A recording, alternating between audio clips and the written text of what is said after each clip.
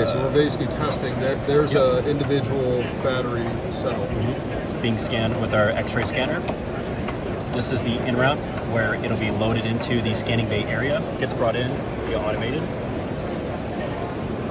Loaded in via X-ray scan, and that is your X-ray scan that you're getting every 5 seconds. And so, what would you see if you saw a bad? You're looking for different anode cathode overhang. You're looking at the tab. You're looking at dimensional analysis that we could run. We have a built-in battery analysis feature that will determine, hey, is this a saleable, non-saleable part being a quality standard? So this is going to say, okay, that's not going to say bad, good. It's just. Oh no, it'll kick it off automatically based on. It goes triage. Exactly. I love triage. Yeah.